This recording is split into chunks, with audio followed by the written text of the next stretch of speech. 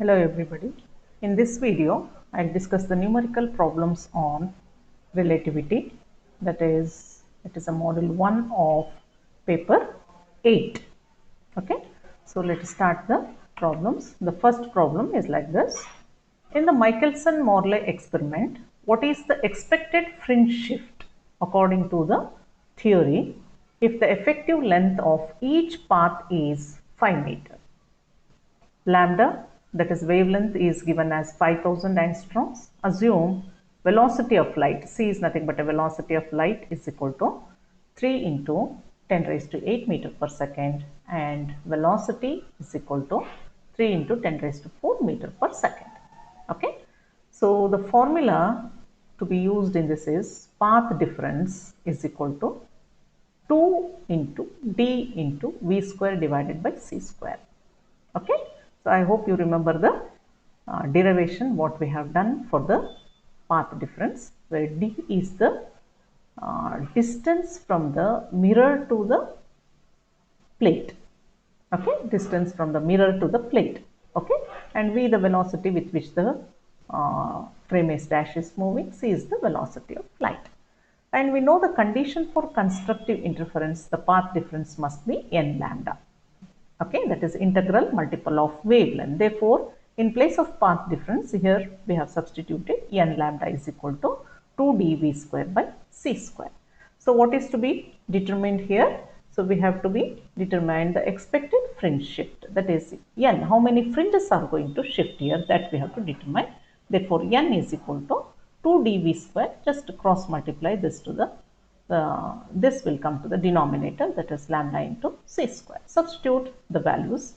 2 into d is given as 5 here, 5 meter, and velocity, that is velocity, as 3 into 10 raised to 4 whole square divided by lambda, convert it into meters into 10 raised to minus 10, and the velocity of light square is there. So substitute it as square. After doing the calculations, we will get 0.2 fringes. That is, how many fringes are shifting here? 0.2 fringes.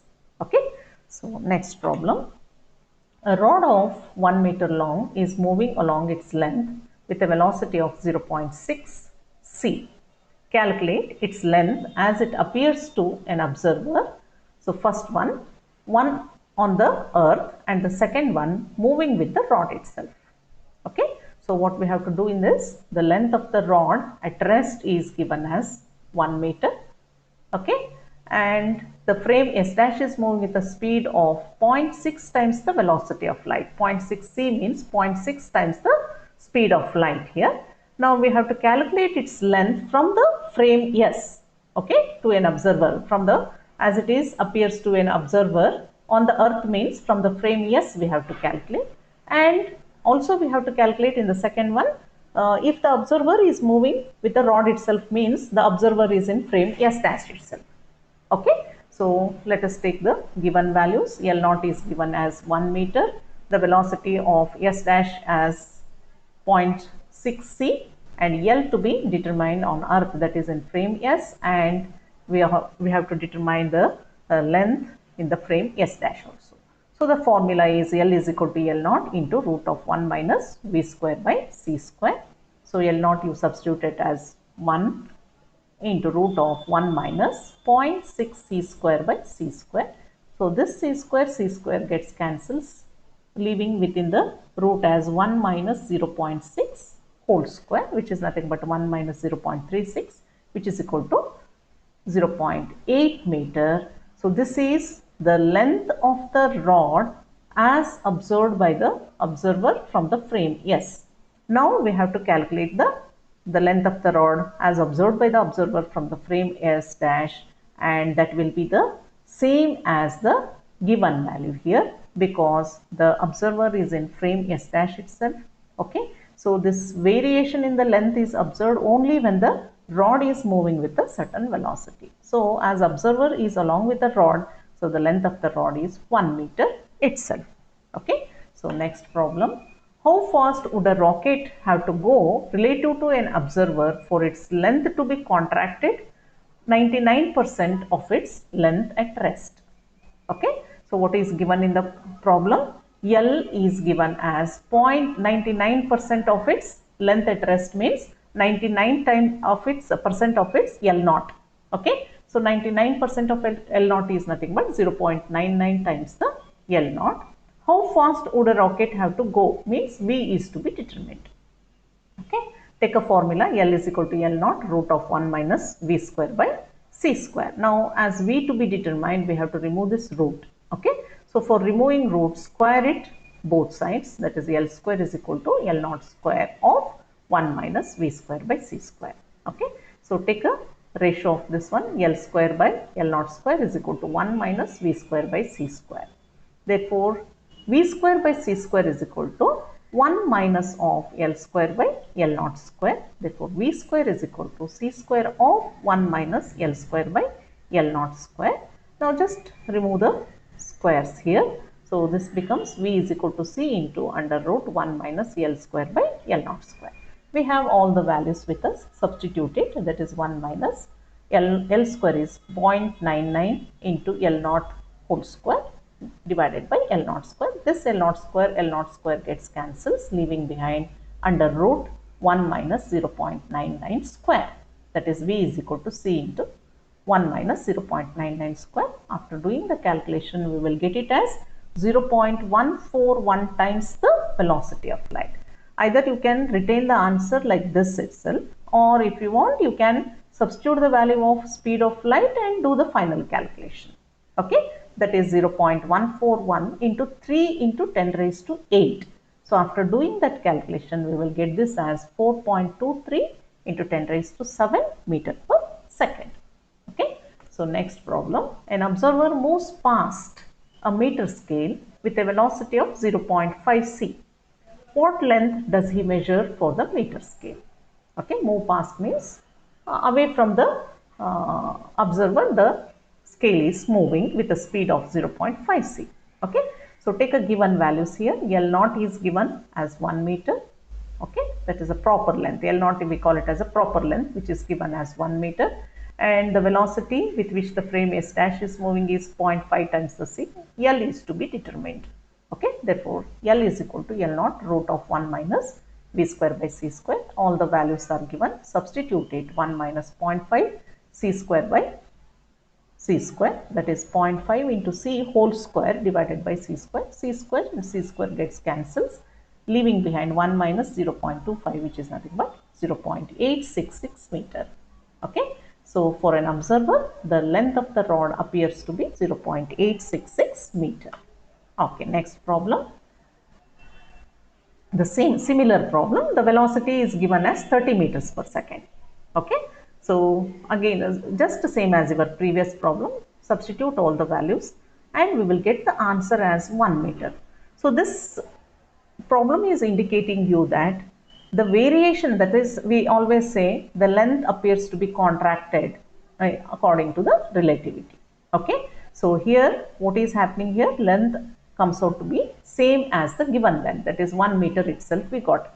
So L naught, the proper length is 1 meter and the answer also we got it as 1 meter itself. This clearly indicating that the contraction or variation in the length appears only when the frame S dash is moving almost with the speed of light.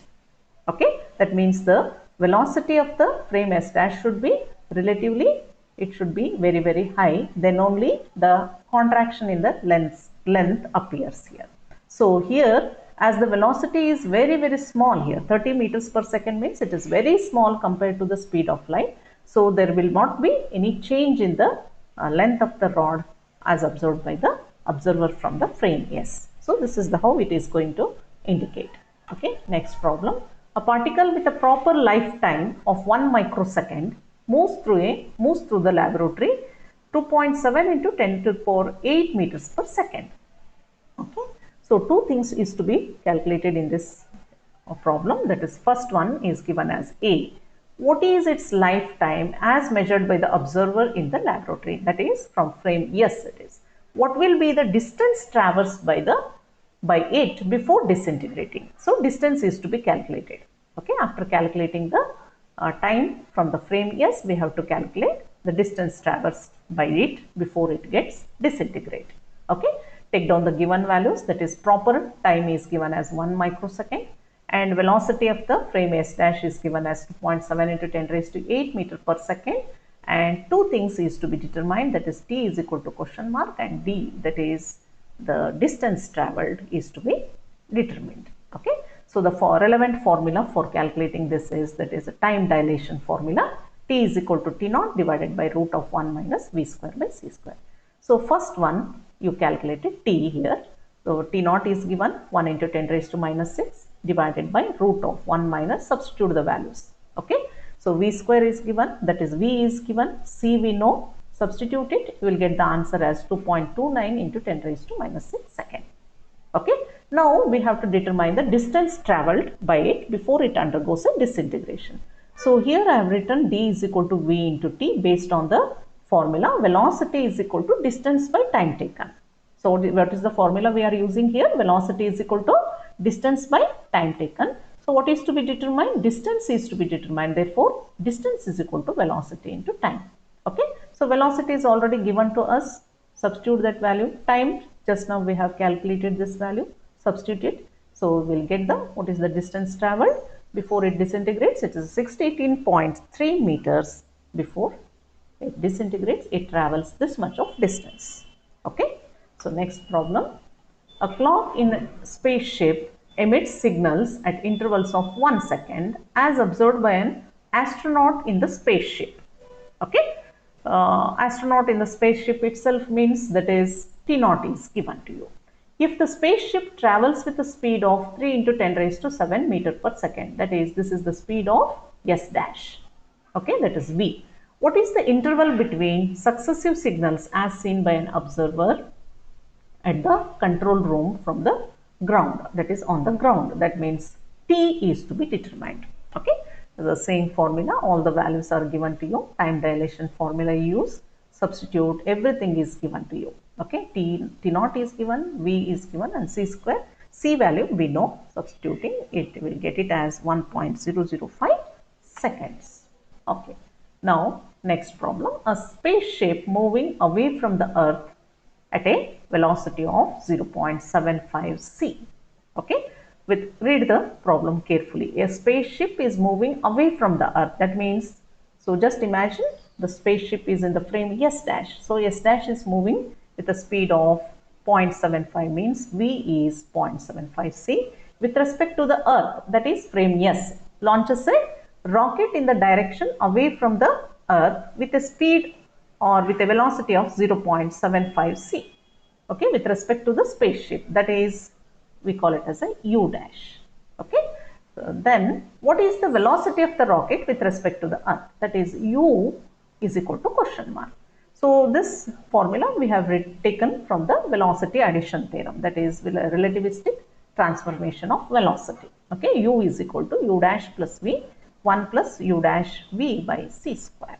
Okay, so u dash is known to us, v is known to us, substitute the values. Okay, we'll get it as 0.9 c, means 0.96 times the velocity of light.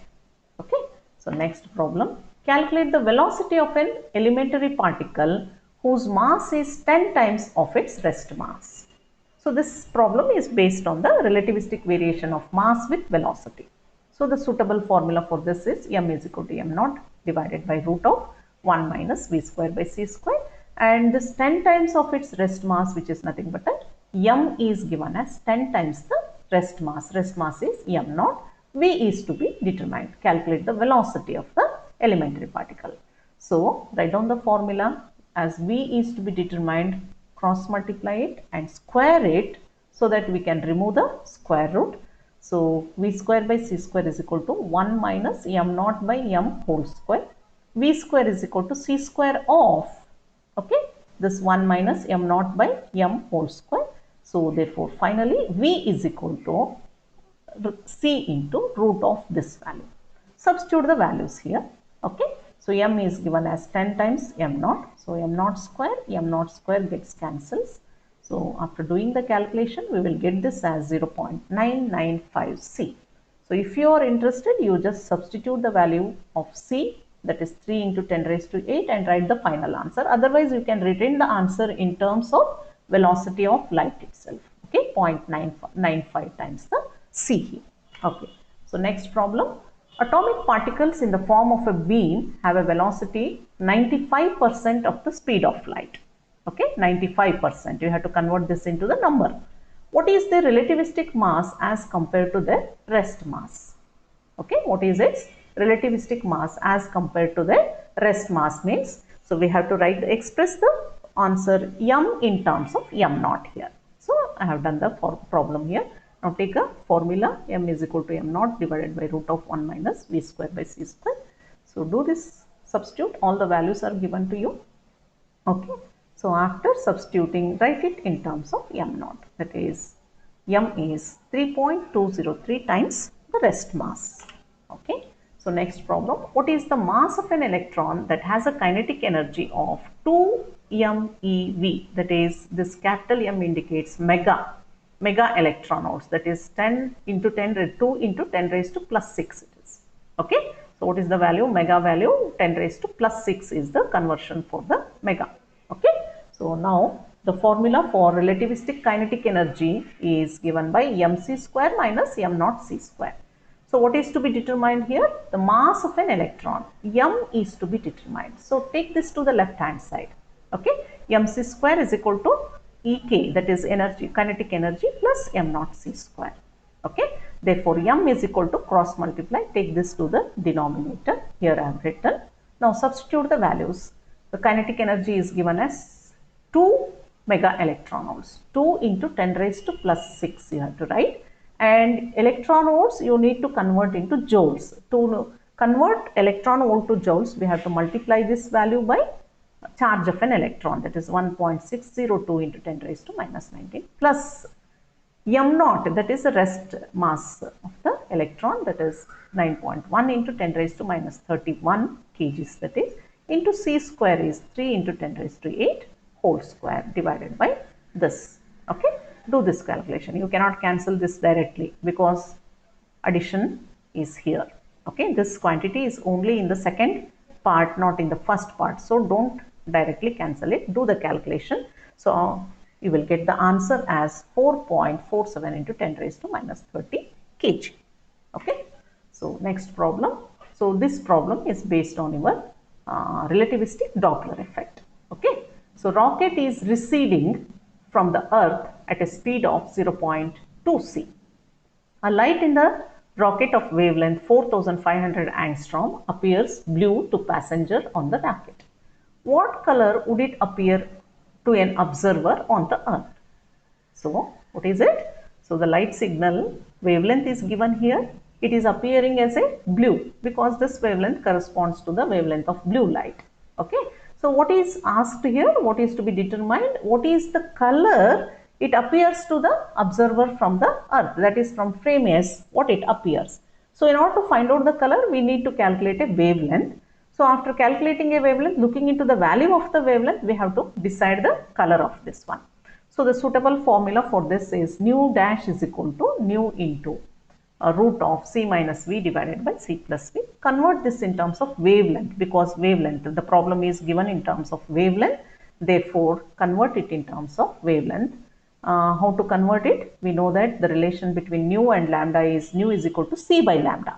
So that conversion I have made here. So after converting in terms of wavelength, we can write it as lambda dash is equal to lambda under root c plus v divided by c minus v. Substitute the values. Okay, all the values are given here. We have listed out. Okay, substitute it, and after substituting, we are getting this value as 5511.55 angstrom. Okay, so this value is near to the green wavelength. This value is nearer to the green wavelength because the wavelength of the green light is 5460 angstroms. 5460 angstroms, as it is very close to green wavelength, we can come to the conclusion that the color will be green to an observer on the earth. Okay, so next and the last problem. A source of sodium D2 line of wavelength 5890 angstrom is moving on a circle with a constant speed 0.1 times the velocity of light.